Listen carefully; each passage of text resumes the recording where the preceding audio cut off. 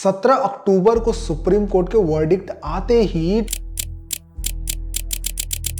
Twitter के ऊपर opinions की बाढ़ सी आ जाती है, जहां अपनी मूवीज माई ब्रदर निखिल और पाइन कून से होमोसेक्सुअलिटी को समाज के सामने प्रस्तुत करने वाले डायरेक्टर ओनीर ने भी ट्वीट करके ये बोला वो सुप्रीम कोर्ट के इस फैसले से बहुत डिसअपॉइंटेड है और साथ ही साथ उन्हें बहुत गहरा दुख है कि ये सिस जेंडर्ड समाज एक अच्छा मानव नहीं बन सका। वहीं सॉलिसिटर तुषार मेहता ने अपने स्टेटमेंट में कहा कि वो इससे खुश हैं कि कोर्ट ने उनके स्टैंड को एक्सेप्ट किया। वहीं डिफरेंट रिलीजन की बात करें तो विश्व हिंदू परिषद और आरएसएस ने कोर्ट की इस वर्डिक्ट को खुले मन से एक्सेप्ट किया है, बल्कि मुस्लिम धर्मगुरु साजिद रजीदी ने भी सुप्रीम कोर्ट के इस वर्डिक्ट को एक्सेप्ट किया, समर्थन दिया और साथ ही साथ ये भी बोला कि होमोसेक्सुअलिटी को क्राइम घोषित कर देना चाहिए। आखिर एलजीबीटीक्यू कम्युनिटी है कौन? आखिर क्या इस कम्युनिटी की डिमांड है हमारे समाज से, और ऐसा कौन सा वर्डिक्ट सुप्रीम कोर्ट ने दे दिया जिसके बाद से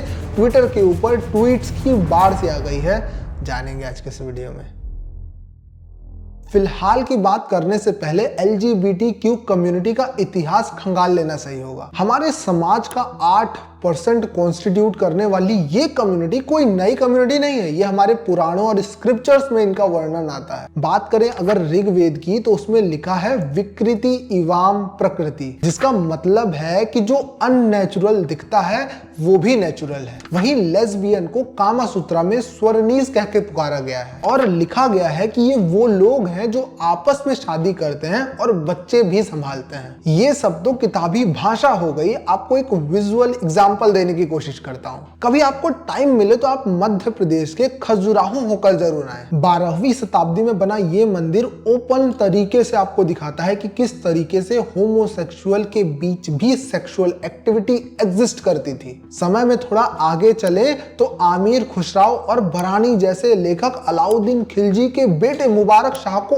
ओपनली बाइसेक्सुअल बताते हैं। उनकी अगर बुक की माने तो वो मुबारक शाह हसन नामक व्यक्ति के साथ सेक्सुअल रिलेशनशिप में था, और ऐसा नहीं कि वो लोगों से छुपाता था। That was too very open. लेकिन अब आपके दिमाग में क्वेश्चन आ रहा होगा कि अगर इतिहास में लोगों ने इस तरीके की चीजों को एक्सेप्ट किया तो प्रॉब्लम कहां से आना शुरू हुई? जब ब्रिटिशर्स हम पर राज कर रहे थे तब इंडियन पीनल कोड 1861 में सेक्शन 377 को ऐड किया गया, जिसके तहत होमोसेक्सुअलिटी को अननेचुरल ऑफेंस बताकर क्रिमिनलाइज कर दिया गया। ये पूरा सेक्शन कैथोलिक चर्च के इन्फ्लुएंस में था, जिनका मानना यह था कि जो भी सेक्सुअल रिलेशनशिप प्रोक्रिएशन नहीं कर सकता वो एक सिंफुल ऑफेंस है। समय धीरे धीरे और बीतता है और शकुंतला देवी जी ने 1977 में एक बुक पब्लिश की, द वर्ल्ड ऑफ होमोसेक्सुअल। हाँ, वही शकुंतला देवी जिन्हें हम आज ह्यूमन कंप्यूटर के नाम से भी जानते हैं। और ये बुक इंडिया के अंदर होमोसेक्सुअलिटी के ऊपर पहली स्टडी है। और इस बुक में वो बताती है कि इस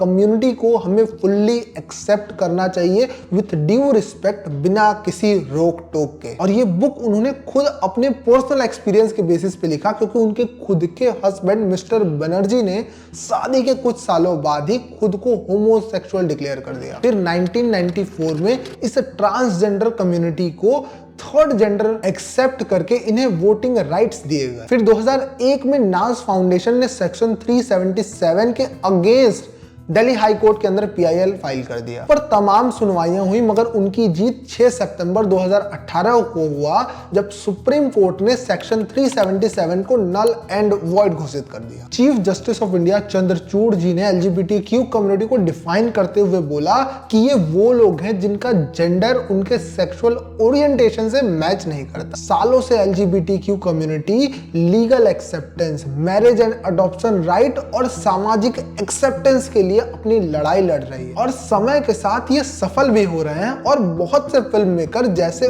ओनीर अपनी मूवी के थ्रू इन सभी लोगों का जो पक्ष है वो हम सभी लोगों के समक्ष रख रहे हैं। बोन जोवी जैसे सिंगर्स अपने गाने इट्स माई लाइफ, खुद 5 जजेस बेंच के मेंबर जस्टिन कॉल ने भी कोट किया। वैसे तो हमेशा से ही ये हॉट टॉपिक रहा है, मगर अभी समाज में जो इसको लेकर के गर्मा गर्मी हो रही है उसका कारण है LGBTQ कम्युनिटी ने एक पिटीशन फाइल किया था अपने बेसिक राइट्स को लेकर के, जिसे सुप्रीम कोर्ट के 5 जजों की बेंच ने सुना है और 17 अक्टूबर को अपना मत उसके ऊपर दिया है। LGBTQ कम्युनिटी का कहना है कि आप हमें बेसिक मैरिज और अडॉप्शन के राइट दो, या तो आप स्पेशल मैरिज एक्ट 1954 को नल एंड वॉइड कर दो। तो इस कम्युनिटी का कहना है कि अगर आप एक एक्ट बनाते हो हेटेरोसेक्सुअल लोगों के लिए तो आप होमोसेक्सुअल लोगों के लिए भी बनाओ। अगर आप ऐसा नहीं करते हो तो ये डिस्क्रिमिनेशन होगा और आप आर्टिकल 15 को वायलेट करोगे। इन सारी बातों को सुनने और समझने के बाद हमारे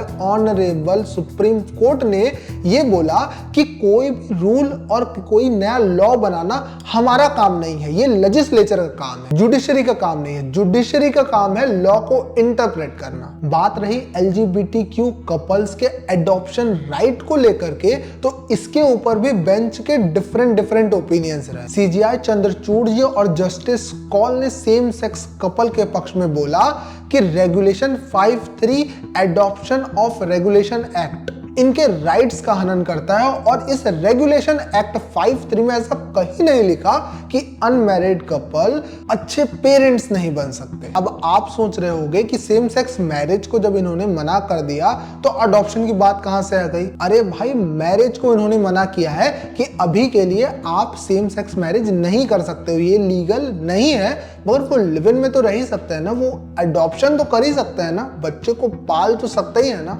वहीं जो LGBTQ कम्युनिटी ये बोल रही थी कि या तो आप हमें सेम सेक्स मैरिज के लिए अलाउंस दो, या फिर आप स्पेशल मैरिज एक्ट 1954 को नल एंड वॉइड घोषित कर दो। इसके ऊपर सभी जजेस यूनानिमसली ये बोलते हैं कि ऐसा करने से हमारा जो सोसाइटी है, हमारा जो समाज है, जो हमारा देश है, वो प्री इंडिपेंडेंस एरा में पहुंच जाएगा। असल में होता क्या था कि इंटर कास्ट मैरिज या इंटर रिलीजन मैरिज के टाइम पे दोनों जोड़े में से किसी एक को धर्म परिवर्तन करना पड़ता था, और इस तरीके के धर्म परिवर्तन को रोकने के लिए ही स्पेशल मैरिज एक्ट 1954 को लाया गया, और ये इंडिया के लिए बहुत ज्यादा इंपॉर्टेंट है। आखिर में बेंच ने यूनियन गवर्नमेंट के स्टेटमेंट को रिकॉर्ड किया, जिसमें गवर्नमेंट ने LGBTQ कपल्स को यह आश्वासन दिया कि हम एक्सपर्ट मेंबर्स की एक कमिटी बनाएंगे, जिसमें हम लोग ये फाइंड आउट और ये डिस्कस करेंगे, ये डिसाइड करेंगे कि इस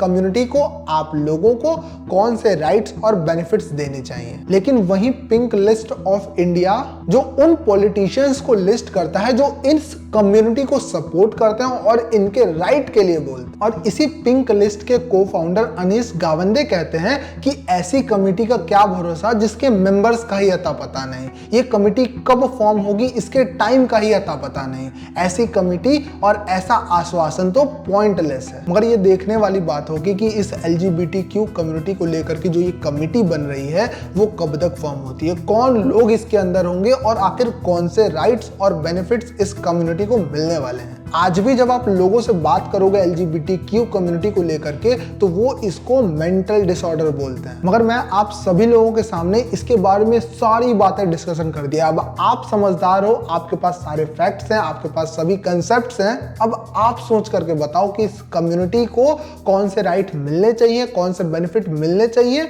और कौन से बेनिफिट नहीं मिलने चाहिए, या फिर कुछ भी नहीं मिलना चाहिए। ऐसी ही वीडियो मैं बनाता रहूंगा। आपका इस टॉपिक के ऊपर क्या समझ है, आपका क्या व्यू है, नीचे कमेंट करके बताइए। मिलते हैं अगली वीडियो में। बहुत बहुत धन्यवाद।